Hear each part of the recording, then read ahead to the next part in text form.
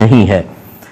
ایک یہ کہتے ہیں کہ بعض لوگ فیس بک پر اپنی پکچر وغیرہ اپلوڈ کرتے ہیں، اس پہ بعض لوگ لکھ دیتے ہیں بھی ماشاءاللہ،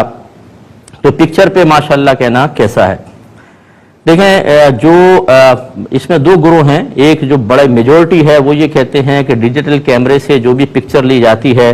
اسی طریقے سے انٹرنیٹ وغیرہ پہ جو پکچرز آپ ڈالتے ہیں، یہ سب جو ہیں حقیقتاً تصویر نہیں ہے بلکہ یہ ڈیٹا ہے جو مطلب پکسلز کی شکل میں ہوتا ہے اور پھر اس کو متشکل کر کے ایک پکچر بن جاتی ہے، لیکن حقیقتاً تصویر ہے نہیں۔ اسی لیے آپ کھول کر دیکھ لیں پورا موبائل، آپ کو کہیں تصویر نظر نہیں آئے گی۔ ان کے نزدیک یہ بالکل جائز ہے، اور جب پکچر ڈالنا جائز ہے تو اس پر ماشاءاللہ کہنے میں کوئی مسئلہ نہیں ہے۔ ہاں، وہ لوگ جو یہ کہتے ہیں کہ یہ پکچر بھی اسی تصویر کے حکم میں ہے جو نبی کریم صلی اللہ علیہ وسلم نے منع فرمایا، تو پکچر کو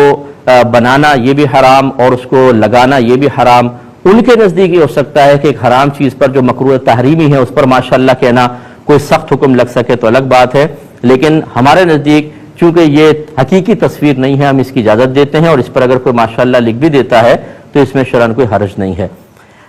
بس یہ ہے کہ پکچر جائز ہونی چاہیے، کوئی گندی غلیظ پکچر نہ ہو کہ اس کے اوپر ماشاءاللہ کہیں تو حکم شرع دوسرا ہو سکتا ہے کہ اس میں بدتمیزی اور بے ادبی کا پہلو ہے، لیکن عام جیسے تصویریں لوگ اپنی لگا لیتے ہیں اس پہ ماشاءاللہ کہنے میں کوئی حرج ہمارے نزدیک نہیں ہے۔